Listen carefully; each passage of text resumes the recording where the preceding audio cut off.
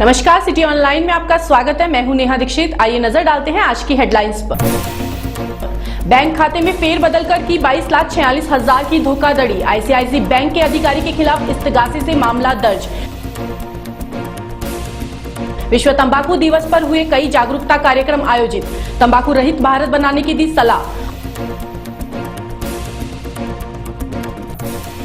और राजस्थान के पंकज सिंह का हुआ इंडियन टेस्ट टीम में चयन। राजस्थान के क्रिकेट प्रेमियों में बड़ा उत्साह।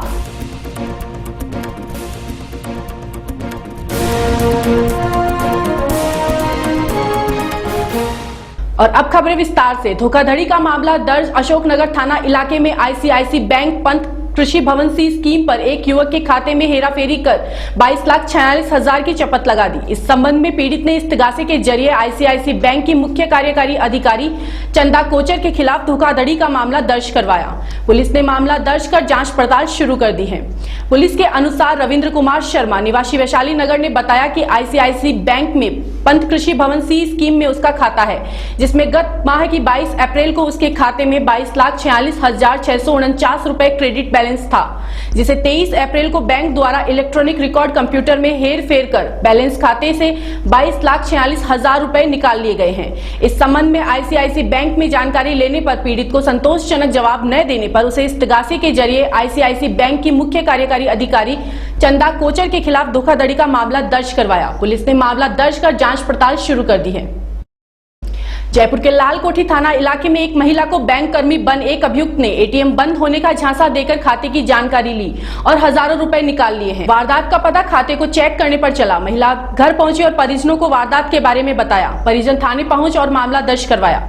पुलिस मामला दर्ज कर सीसीटीवी फुटेज के आधार पर बदमाश की तलाश में जुट गई है। वर्ल्ड टोबैको डे के मौके पर पिंक सिटी प्रेस क्लब में एक प्रेस वार्ता का आयोजन किया गया, जिसमें डॉक्टर प्रदीप शर्मा ने बताया कि लोगों को तंबाकू के सेवन से कई रोग मनुष्य को लग जाते हैं, लेकिन फिर भी उसका सेवन करते हैं। डॉक्टर शर्मा ने इस मौके पर डिप्रेशन के बारे में भी बताया कि डिप्रेशन 2 प्रकार का होता है, जिसमें एक होता है जो कुछ समय के लिए होता है, जो ठीक हो जाता है, लेकिन एक डिप्रेशन ऐसा होता है जो लंबी अवधि तक होता है और मानव में रोगों से लड़ने वाली शक्ति को भी कम कर देता है, जिससे कि मनुष्य की हालत दिन बर दिन बिगड़ती जाती है और वह कमजोर होता जाता है। वहीं मानसिक रोग व मानसिक स्वास्थ्य के बारे में भी बताया। वर्ल्ड टोबैको डे है।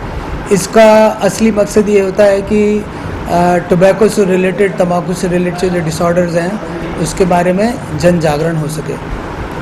51% मर्द मेल्स को टोबैको का एडिक्शन है और करीब 10% 11% ये एडिक्शन टोबैको का ये महिलाओं में देखा जाता है।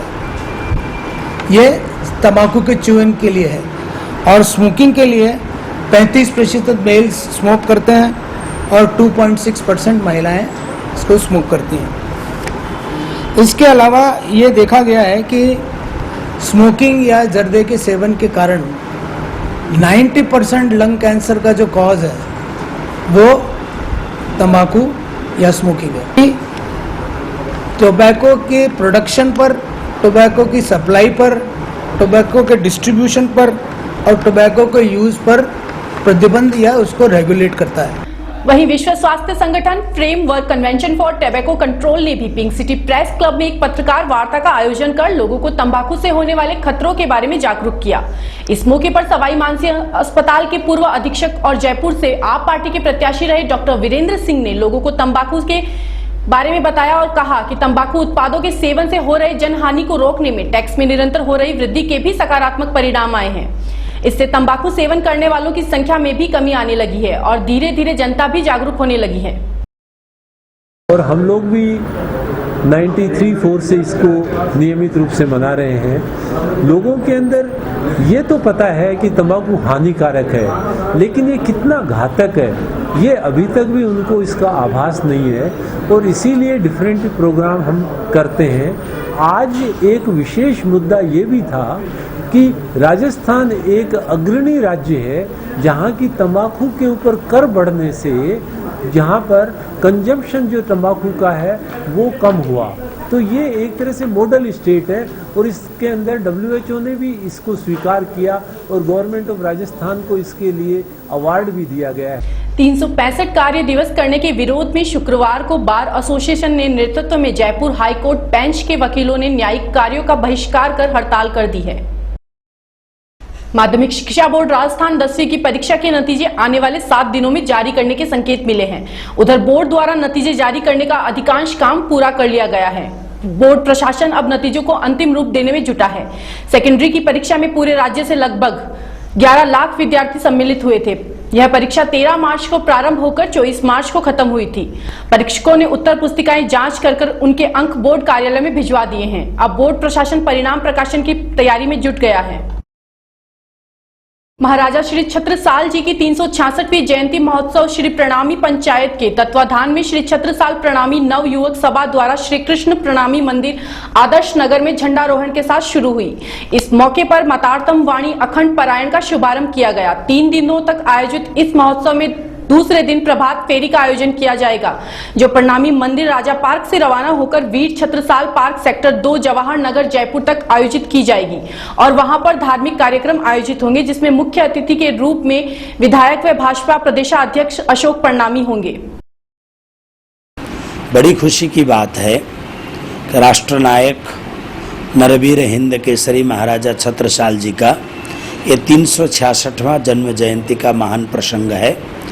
महाराजा छत्रसाल जी उस समय जब हमारा पूरा राष्ट्र एक षड्यंत्र में फंसा हुआ था, तब उस समय उन्होंने एक छोटे से एक सल्तनत से शुरू किया इस पूरे राष्ट्र को स्वतंत्र करने के लिए।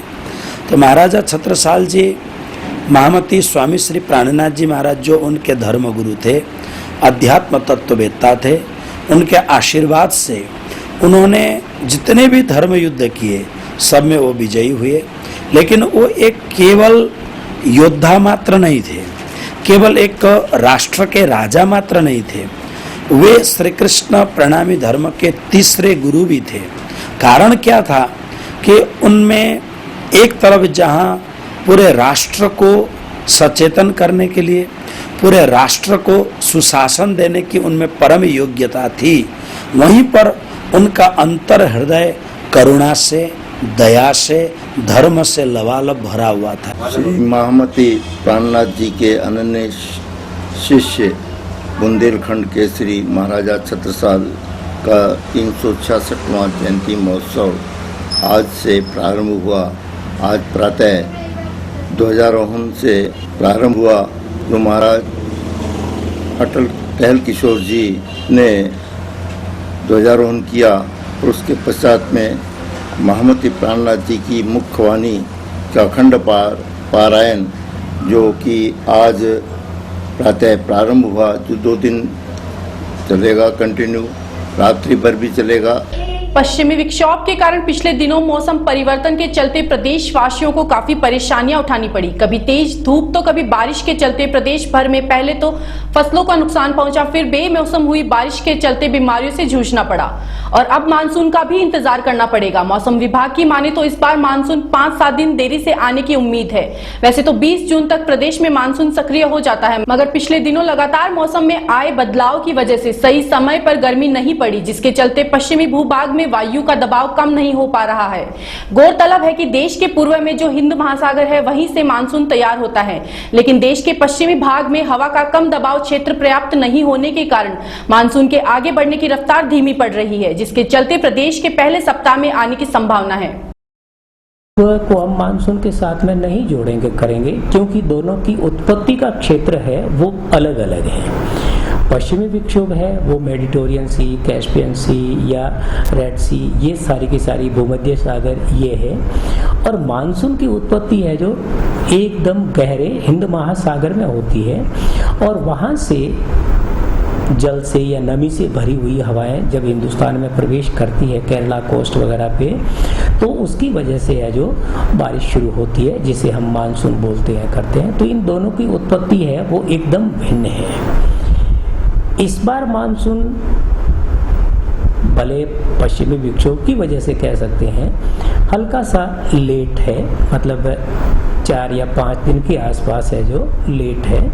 राजस्थान में स्थित थार के मरुस्थल को भीषण गर्मी और कम बारिश के लिए जाना जाता है। पिछले कुछ वर्षों से मरुभूमि में बारिश का प्रतिशत लगातार बढ़ रहा है। मौसम वैज्ञानिक इसका कारण ग्रीन हाउस गैसों की वृद्धि को बता रहे हैं।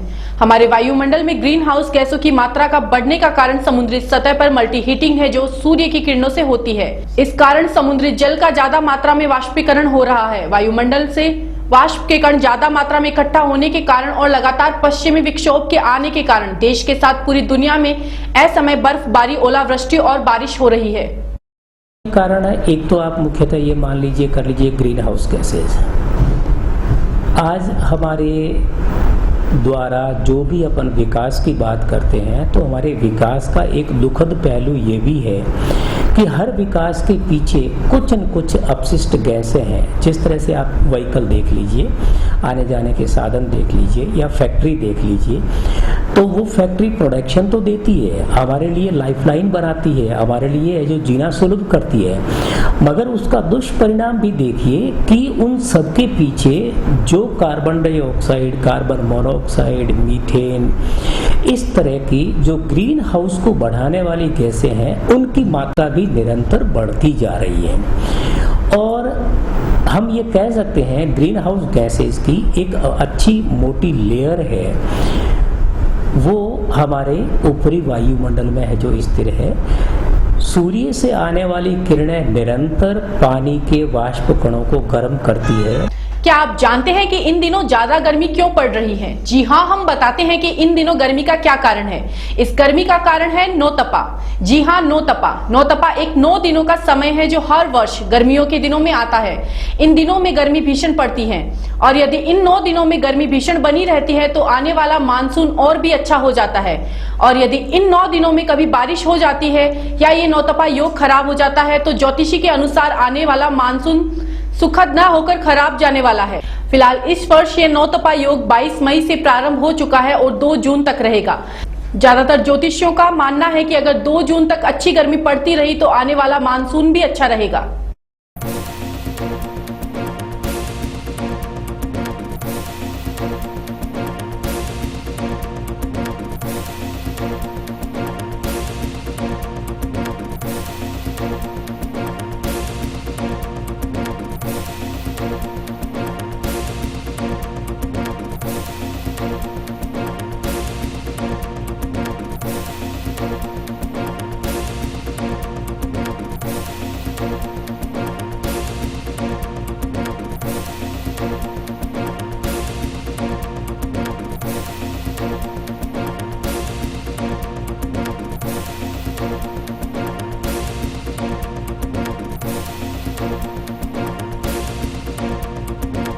राजस्थान क्रिकेट एसोसिएशन के तत्वाधान में खेली जा रही राज्य स्तरीय अंडर 16 क्रिकेट प्रतियोगिता में पहले मैच में गंगानगर के बियानी कॉलेज ग्राउंड पर गंगानगर और जालोर के बीच खेला गया।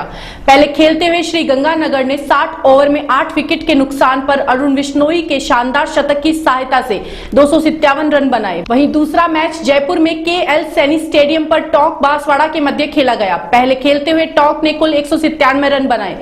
उधर तीसरा मैच बीकानेर के सादुल क्लब ग्राउंड पर बीकानेर अजमेर के मध्य खेला गया।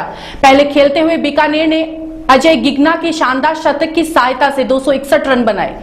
टीम के लिए अजय गिगना के 110 रन और रविंद्र सिंह ने 60 रनों का योगदान दिया। चौथा मैच भीलवाड़ा के सुखाड़िया स्पोर्ट्स कॉम्प्लेक्स पर कोटा भरतपुर के मध्य खेला गया। पहले खेलते हुए कोटा ने 175 रन बनाए। टीम इंडिया के आगामी इंग्लैंड दौरे के लिए राजस्थान के पंकज सिंह के भारतीय टेस्ट टीम में चयन होने पर राजस्थान क्रिकेट संघ में जश्न का माहौल है। राजस्थान क्रिकेट संघ के अध्यक्ष ललित मोदी ने पंकज सिंह के भारतीय टेस्ट टीम में चयन होने पर समस्त RCA कार्यकारिणी, स्टाफ व खिलाड़ियों को बधाई दी व साथ ही आशा जताई कि राज्य के खिलाड़ी भविष्य में भी इसी प्रकार शानदार प्रदर्शन करके अपने राज्य व देश का नाम रोशन करेंगे। वहीं RCA सचिव सोमेंद्र तिवारी ने भी पंकज को बधाई देते हुए कहा कि हमें आशा है कि जिस प्रकार पंकज ने राजस्थान के लिए शानदार प्रदर्शन किया, वैसे ही मौका मिलने पर भारत के लिए भी सफल प्रदर्शन करेगा। इस अवसर पर राजस्थान क्रिकेट संघ कार्यकारिणी व स्टाफ ने एक दूसरे को लड्डू खिलाकर जश्न मनाया। चलते चलते एक नजर डालते हैं आज की हेडलाइंस पर। बैंक खाते में फेरबदल कर की 22,46,000 की धोखाधड़ी। ICICI बैंक के अधिकारी के खिलाफ इस्तगासे से मामला दर्ज। विश्व तंबाकू दिवस पर हुए कई जागरूकता कार्यक्रम आयोजित, तंबाकू रहित भारत बनाने की दी सलाह। और राजस्थान के पंकज सिंह का हुआ इंडियन टेस्ट टीम में चयन, राजस्थान के क्रिकेट प्रेमियों में बड़ा उत्साह।